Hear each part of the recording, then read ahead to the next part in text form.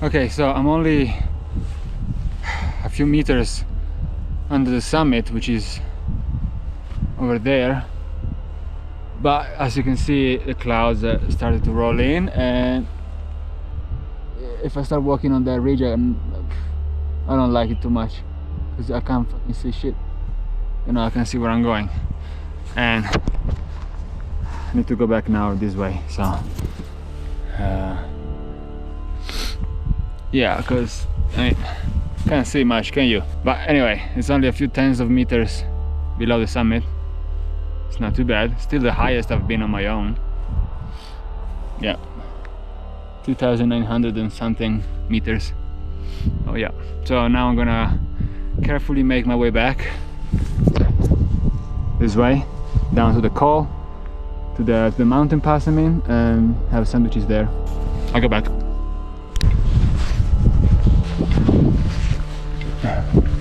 The lakes are gonna come back next spring.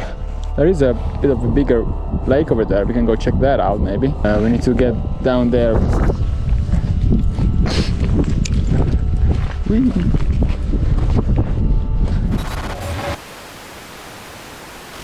Okay, so recap on what happened. You can see it from here. Yes. So the idea was to go on top of that thing.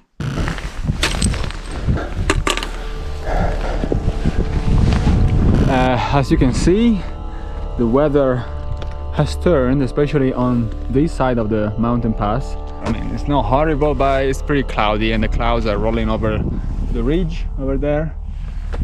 So when I was up there, that's not cool. Very close to the summit, it was clearly like almost just a few meters visibility. I guess you could still see the trail, but I can see the summit. It's very close, but I like to see where I'm going. You know, I wasn't feeling too confident. It was pretty sketchy to me. Should I just go back right now? It's coming up pretty fast. I didn't feel right, so stopped there, about like 50 meters from the summit, and I just made my way back. I'll go back. And that's okay, you know, I still managed to reach the highest point in elevation that I've ever been on my own, so that's pretty cool. And still have an amazing day at these lakes. Doesn't look like I'm having an amazing day, but I am. It's cool. I like it. You know, sweating and climbing up the mountains, and being hungry and thirsty, but it's cool. I like it. This lake is nice.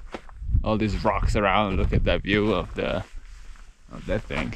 So yeah, didn't make it to the actual summit. I made it very, very close, and I just stopped because it was really, really misty. The clouds were everywhere. I was like literally inside a cloud, so I was like, can't see much. Let's go back. Don't wanna go further, because then the trail was going right on the ridge, and it was literally like a ridge, clouds on one side, clouds on the other. Couldn't see anything, like only a few meters ahead. A few meters, I was like, don't like it too much, especially because I'm on my own. It's I'd rather see where I'm going properly, you know. And that's cool. Now I'm gonna chill by this lake for 20 minutes, something like that. Take my time, relax, have sandwiches, and then I'm gonna start making my way back, and we're gonna stop at the mines on the way back. So we'll see. I'll see you over there in a bit. Now I'm gonna chill.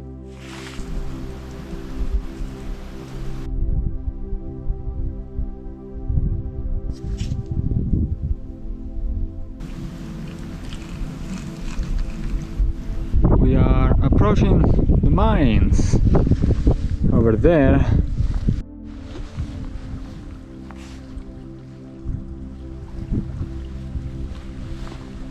Would you look at these?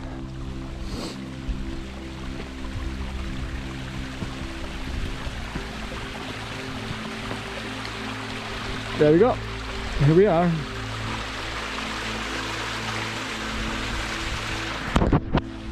This is the entrance, I guess, of one of the mines. We'll see if there's any more. Completely collapsed inside. I don't know if you can see, but inside, completely obstructed inside by rocks. There is water flowing out. Yeah, danger, meltdowns. So this was and as you can see, all the water washing away from inside the mine, that washes off, probably brings with this, like, I mean, the rocks, the sediment here is still full of copper, I guess. Why? That's why the orangey color of this area. Miniere del Bet, mines of the Bet is the area, the mountain pass. Opened in 1888, closed in 1910. At 2,630 meters. Basically, do not go in because, I mean, even if you wanted to, you can't really go in. So yeah, this is one of the mines. Maybe there's more over there. Let's go check. There's another info panel. So they were digging out copper-rich mineral, and then they would process it. They would separate the copper from the rock or the other mineral it was bonded with, and then they would ship it off to the other towns.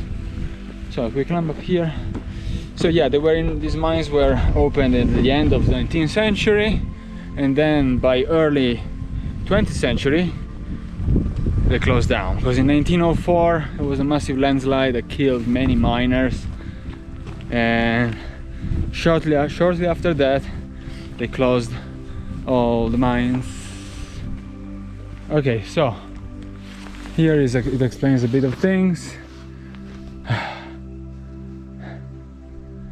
Okay, this is the Bernard mine, the Bernard tunnel. It's in English, let's read it in English.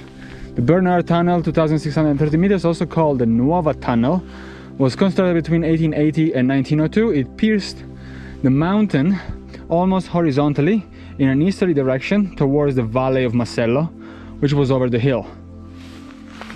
So the mine is in there, and it pierces the mountain horizontally across the mountain pass just under it, and towards the Valley of Macello, which was over the hill, meeting the ore vein after about 500 meters. So imagine this thing was going inside the mountain for 500 meters to meet the ore vein. Crazy stuff. In the last years of activity, sloping underground passages called slants and shafts were excavated starting from the Bernard Tunnel. These passages connected with the other tunnels located at higher levels, 2,700 to 2,800 meters, that had an opening on the other side. In this way, when even the ore extracted further upstream could be transported internally and come out directly on the slope of Valle Troncea, which is where we are now. The ore inside the tunnel was transported by means of Decoville, a narrow gauge railway on which ran wagons that were driven by winches in the slants and shafts. Fucking crazy, imagine. Transportation in the first stage. The construction of the new tunnel made transportation much easier. In fact, before the high altitude tunnel entrances on the other slope, the other side of the mountain pass, the hill had to be reached by Decoville, often encountering enormous difficulties due to snow, I bet. Here at the hill, they mean the mountain pass, okay, yeah. The ore was stored for a few months and transported down the valley only in the summer months. Alright, so it was a massive operation. Yeah, let's go check some more stuff. The mine entrance. I was going inside the mountain straight horizontally for about 500 meters until it reached the ore vein, and from there other shafts and other tunnels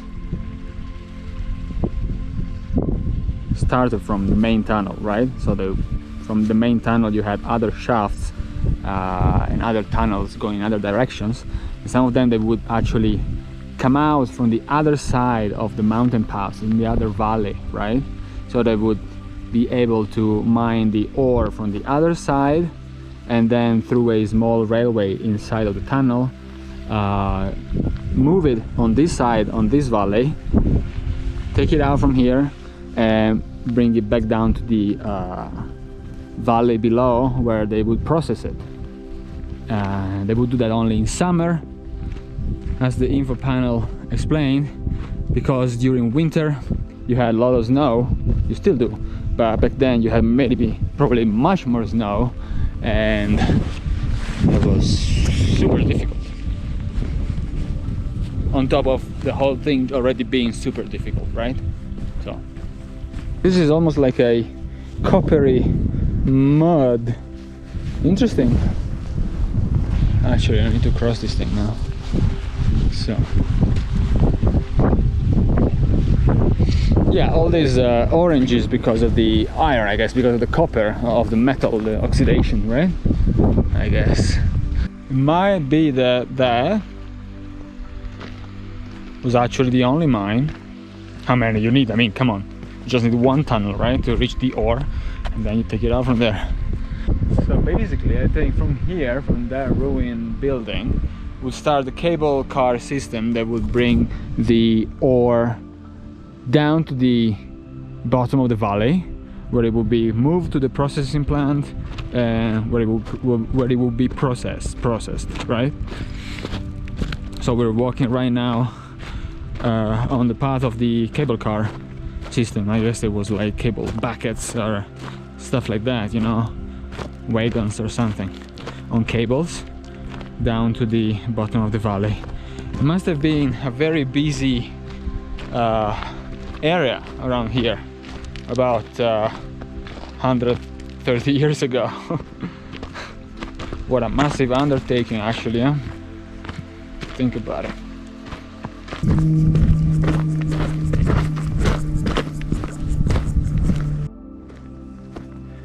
Okie dokie, I think we reached the bottom end of the cable car system that was in place 130 years ago, right? We are continuing our descent back to the car. There's an amazing landscape, and these clouds now like hovering just below the mountaintops. It's beautiful. Let's double check. Let's just quickly check the look, how the color of the soil here is so different as well compared to just over there. It turns yellow, basically orange yellow. So this must be the bottom end of the cable car system that started all the way up there. What a way to spend the day off, right? Way to decompress from the stress of working in hospitality. Mountains help you out. Yes. And it's an awesome temperature. Come on. Back down in the city is like probably 30 degrees, and right now here is like just below 20, probably like 15 or so. It's amazing. Okie dokie, looks like there's another tunnel entrance. We are quite a bit lower than the other tunnel entrance, but here, this one right there, you can see the retaining walls, the two walls, and it used to be, I mean, you can still kind of see the entrance, but it was a basically exploration tunnel to check for more ore veins. Opened in 1905, closed in 1906, never finished, it says. 2,350 meters. And yeah, so probably this is after the avalanche of 1904 that killed all those miners.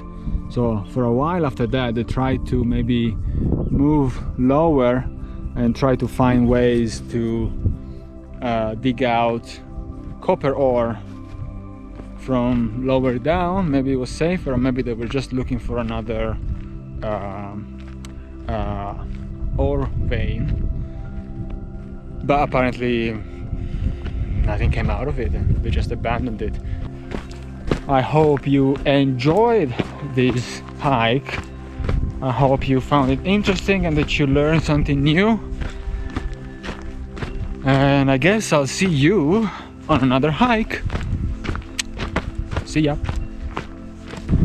Oh, I guess I gotta say now, like and subscribe. Bye.